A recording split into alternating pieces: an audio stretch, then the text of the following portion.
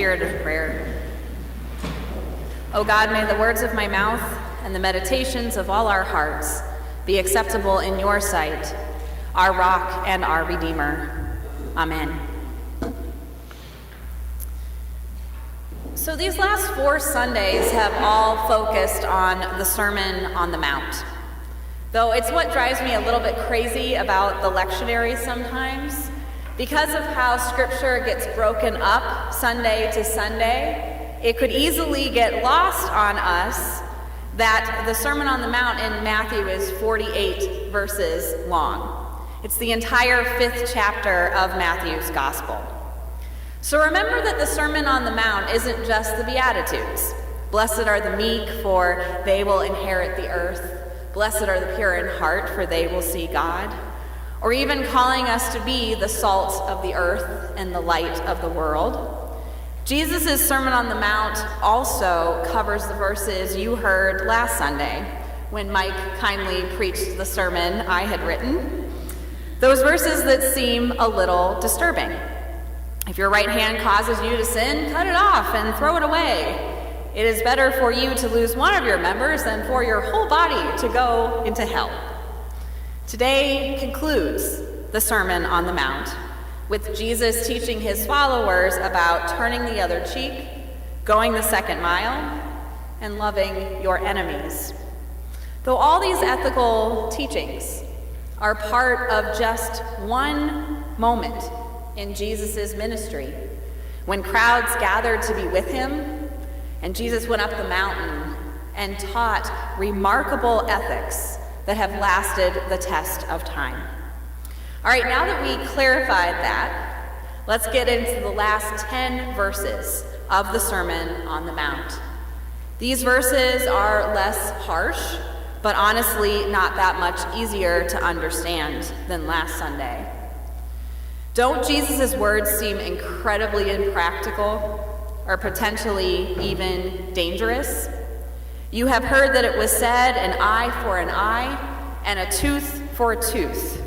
But I say to you, do not resist an evildoer. But if anyone strikes you on the right cheek, turn the other also. Love your enemies and pray for those who persecute you. Imagine hearing these verses if you're in an abusive relationship.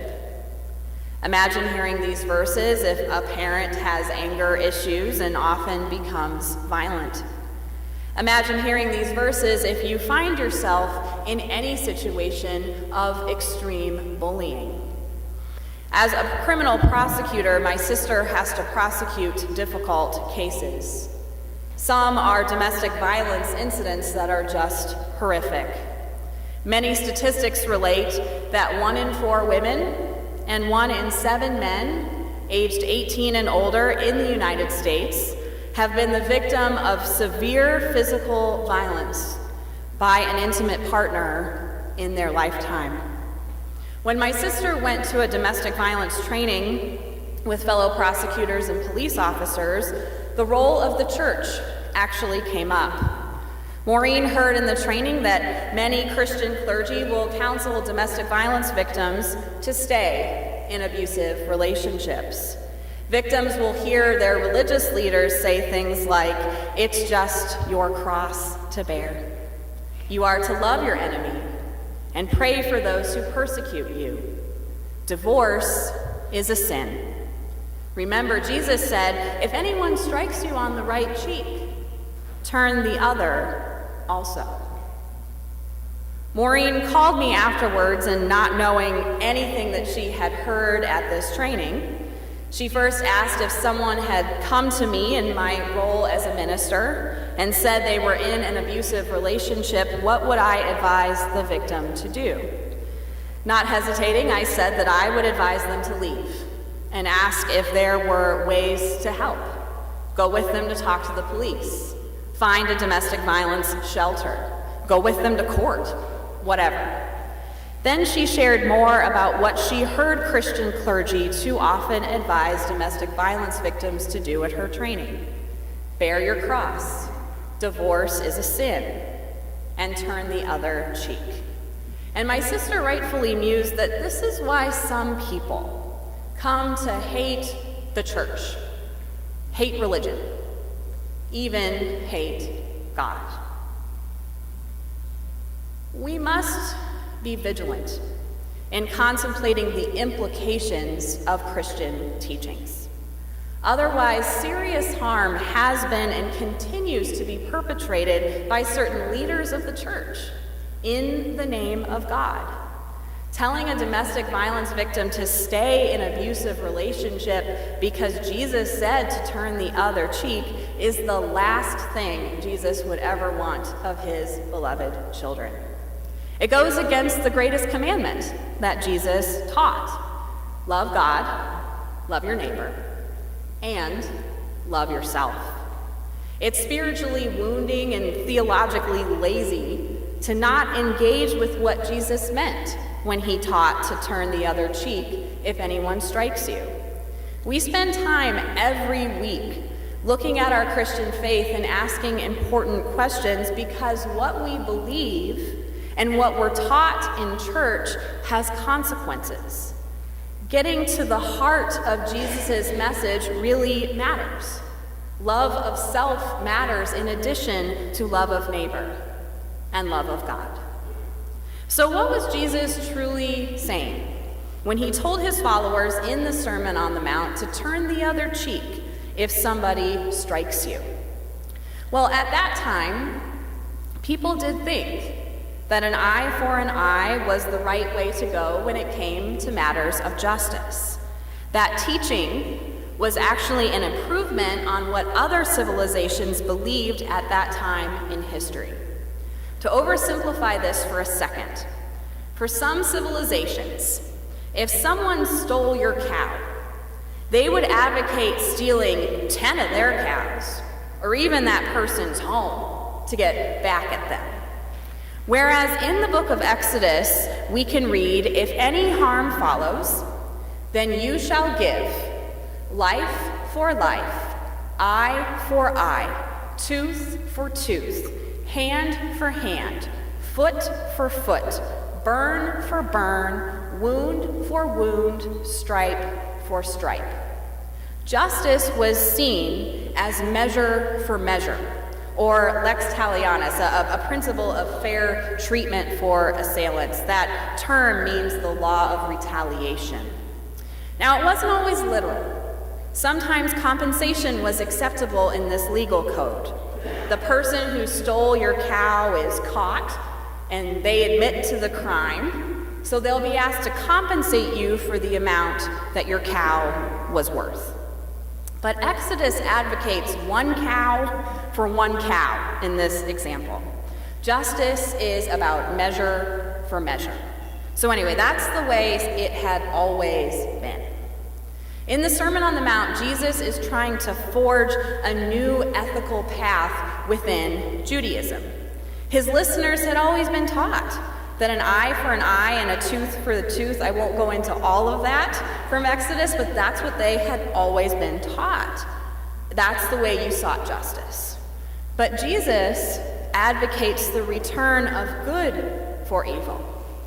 Matthew Meyer Bolton, president of Christian Theological Seminary, explains that this stance is actually rooted in profound resistance. Jesus is advocating that his followers don't play their opponent's adversarial game. The heart of this teaching is non-cooperation with harm in all its forms. It's about non-adversarial defiance. Mahatma Gandhi admired the Sermon on the Mount and especially valued these 10 verses that we heard Sanmay read today. In fact, Gandhi once wrote that the Sermon on the Mount influenced his nonviolent strategy against British colonial occupation in India. Gandhi taught that an eye for an eye makes the whole world blind. You've maybe seen that on bumper stickers. It's a pretty famous phrase, right? An eye for an eye makes the whole world blind. Gandhi loved the Sermon on the Mount. He loved these verses. He really wrestled with this. And in turn, Martin Luther King Jr., of course, was inspired by Gandhi when he began the civil rights movement. So we can see that Jesus' teachings of nonviolence were not about weakness or about victims allowing themselves to remain in cycles of abuse. Jesus' teachings show the awful nature of violence itself. At the conclusion of worship, I often say my favorite charge to the congregation, and that includes the line, "Render to no one evil for evil." That's what Jesus taught, and it's how he lived. Not because he wanted his followers to be victims and stay in abusive relationships, but because Jesus wondered, if you respond to violence with more violence, then how will that pattern of violence ultimately end? If someone treats you badly and you seek revenge, what will that end up doing to you spiritually? Jesus is teaching, don't fight fire with fire. Fight fire with holy water. Put out that fire of hatred and violence. Sometimes you do that by not engaging with violent behavior. You don't stoop to their level if you can help it. Again, Meyer-Bolton reminds us the centerpiece of this teaching is non-cooperation with harm in all its forms. While this does entail loving and praying for perpetrators, by that very token, it also entails, whenever possible, discontinuing arrangements that allow or enable perpetrators to wreak havoc. Violence harms the victims of violence, and violence ultimately harms the perpetrator of that violence.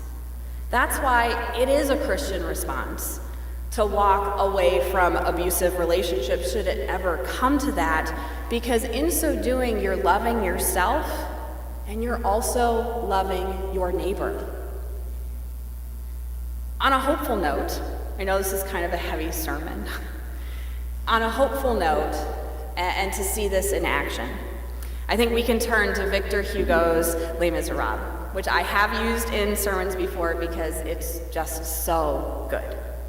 So when Jean Valjean goes to the bishop's home in utter desperation, having just been released from prison and not being able to find any work because he's an ex-con, Valjean makes off with silver in the middle of the night. He steals. But when he is taken back to the bishop's home by the police, the bishop places 2 candlesticks in Valjean's hands. The bishop sings in the musical, which I will not do for you. But my friend, you left so early. Surely something slipped your mind. You forgot I gave these also. Would you leave the best behind? It's not just that the bishop saves Valjean from returning to prison. He gives him the most valuable silver pieces in his home. It's one of those moments of not just giving your coat, but your cloak also, of going the second mile, of not rendering evil for evil, of turning the other cheek. Valjean sings this soliloquy afterwards, and he wonders, my life, he claims, for God above. Can such things be? For I had come to hate this world that always hated me. Take an eye for an eye, turn your heart into stone. This is all I have lived for. This is all I have known. Valjean had lived his life with the ethical code of an eye for an eye. Yet through God's grace and the bishop's compassion, his life changes. This story shows the heart of Jesus' message in the Sermon on the Mount. Not allowing oneself to be abused, but rising above evil acts that we may experience. Don't cooperate with harm in any form. Put out fire with holy water. If we live by focusing on an eye for an eye, we may find that life feels pretty empty. Gandhi was right when he said that it makes the whole world blind. In seeking revenge, we end up only hurting ourselves. Instead, we can embody what Jesus taught: render to no one evil for evil. May it be so with us. Amen.